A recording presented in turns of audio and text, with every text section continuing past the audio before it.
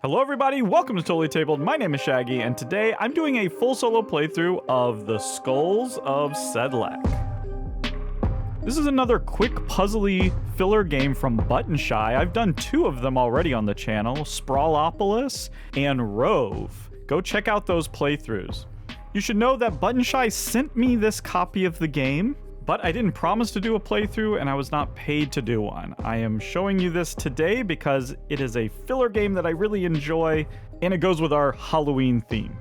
Normally this is a 2 to 3 player game, but with this expansion, the Monstrance expansion, which is just 6 cards, you can play it solo. And that's what I'm going to show off today. Normally in a 2-player game, each player would be building this 9-card pyramid, as you see right here. When you play solo, you take the 6 cards from the expansion, shuffle it up, and you pick one at random that will show the shape of your second structure. So in the solo game, you're making 2 structures, this pyramid and then some other shape. Now, Button Shy sent along a little promo, a holiday promo that featured this jack-o'-lantern card. So I figured what would be better for Halloween than to have our second little structure here be in the shape of a jack-o'-lantern. It'll look like this when we're done. Now the next thing that you do is you take your cards from the expansion and you draw one at random and flip it over. And that's going to be a unique scoring condition for this particular game. In this case, we got Tough Love, which says romantics only score in the feature. I'll explain that as we get started.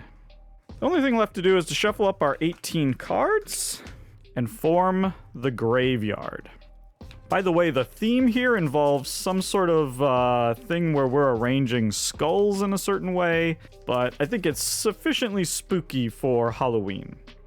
Now what we're gonna do is we're gonna make 4 piles as evenly as we can. We have 18 cards here, so there'll be 4. 2 of them will have 5. We only have 2 choices for actions.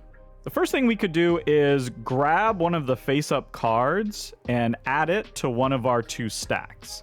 Right now, there are no face-up cards, so we can't do that.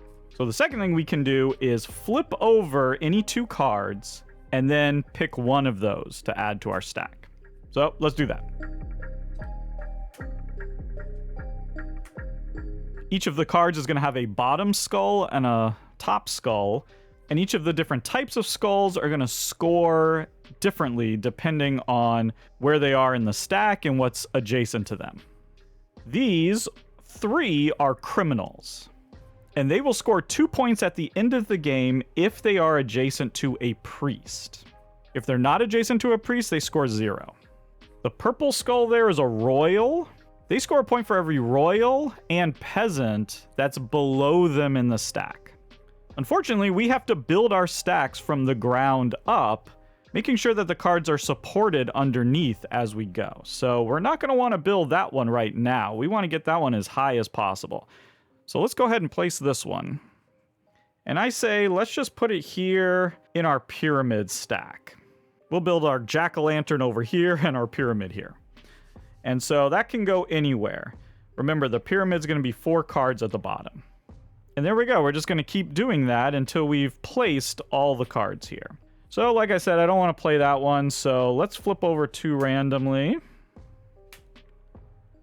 All right, and now we see the rest of the skulls. The blue skull here is the priest. We want the priest to be adjacent to our criminals, but at the end of the game, we're going to look at our stacks, and every row that has a priest in it will score 2 points. So ideally, we'd like to spread our priests out amongst the different rows. The peasant here just scores 1 point no matter where they are. They're nice and simple. And the red skull here is the romantic. They'll score 3 points if they are paired up adjacent to another romantic. That means that a pair of romantics adjacent to each other will score 6 points.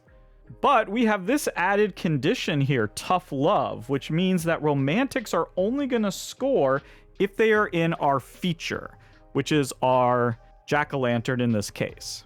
That's the feature, and then we have our pyramid over here. So we're going to want to make sure that our romantics are in our jack-o'-lantern adjacent to each other, not in our pyramid. This one seems like a good one to add to our jack-o'-lantern right now. And now let's just go ahead and flip over 2 more. Ooh, perfect. Look at that. We can just grab this, and there we go. We have 2 romantics side by side. As we're building our jack-o'-lantern here, you can see there are 3 purple cards at the bottom. Those are our foundation. We can always build there. In order to build up along the sides, you have to have a card that is adjacent to it. So even though there's nothing below those 2 side cards, as long as there's a card next to it, then you can build there. Man, we have a lot of royals out. That is not the best. Now, if we wanted, we could just flip that card over, but we would have to take it. Or we could take any of these that are already out. I think I'll go ahead and grab this one and put it right here to form the bottom of our jack-o'-lantern. This is great because we have our criminal next to a priest, and this royal will at least be worth 1 point for that peasant. Yeah, we'll see. We'll see if that works out.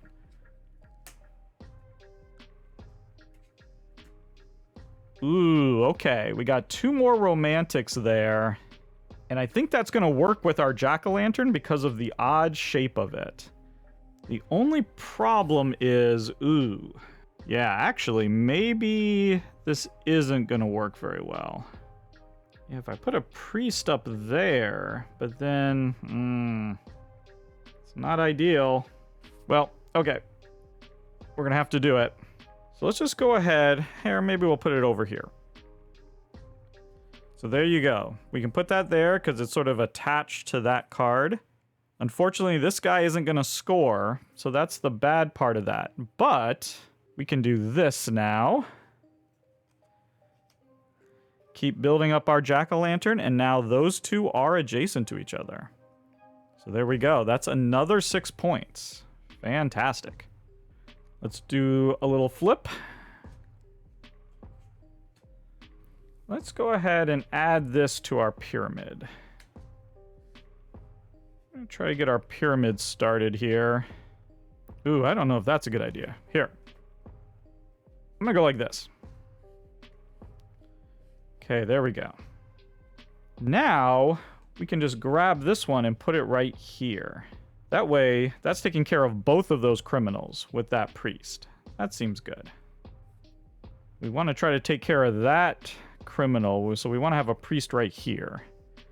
See if we can find that. Ooh, double priest. Well, that would work.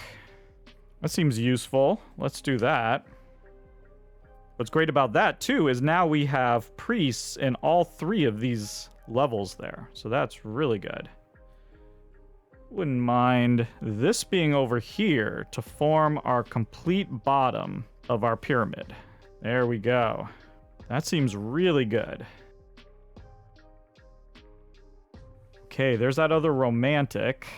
I think we're going to have 2 bottom romantics, so we're going to want them up here on the top of our jack-o'-lantern. So we could put it right there and then put the other one right there. I think that's how that's going to work. So let's just go ahead and do that. Didn't think I like this one right here. Or here.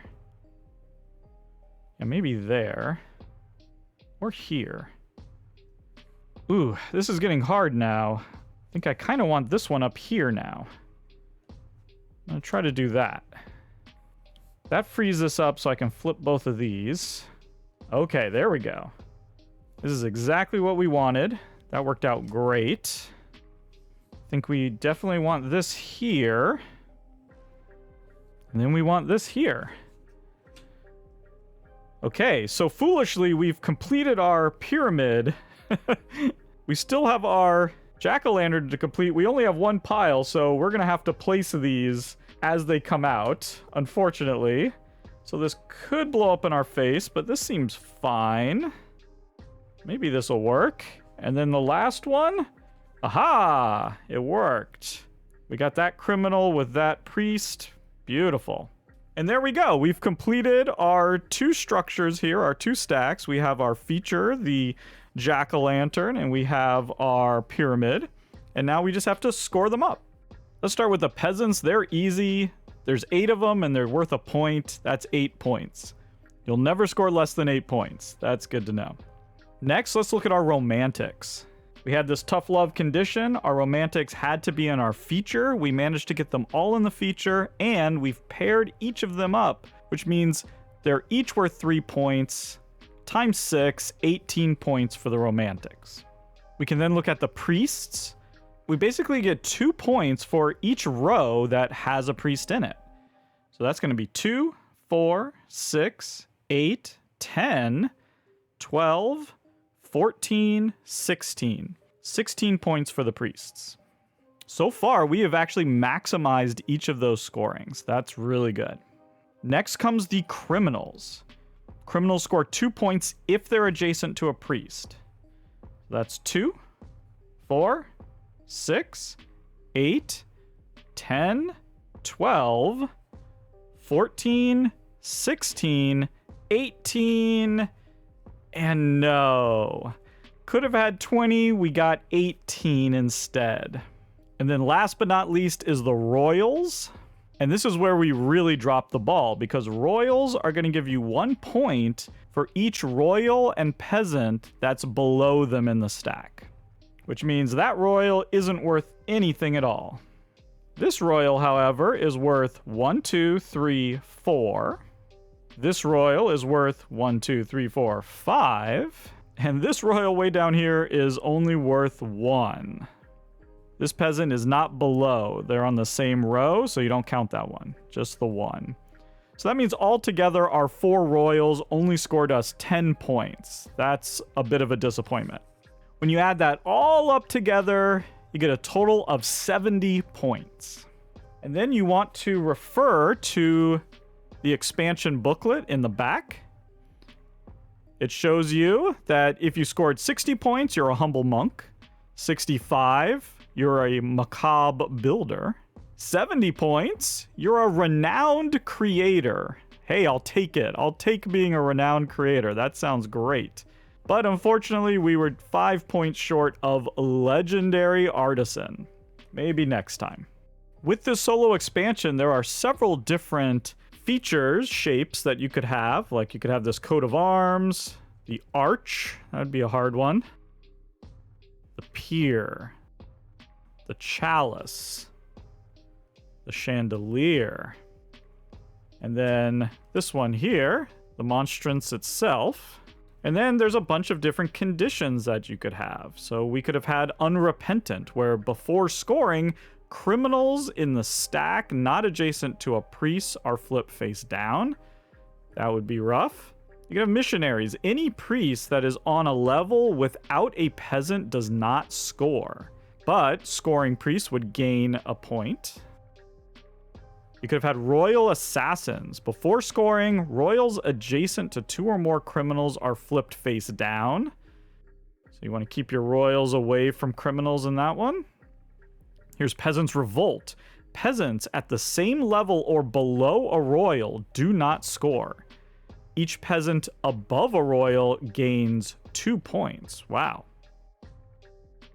And then there's also Harvest Season. Each level of the stack without a peasant is -5, gain +5 if all levels of the stack have a peasant. And of course, when they refer to the stack, they mean this pyramid here.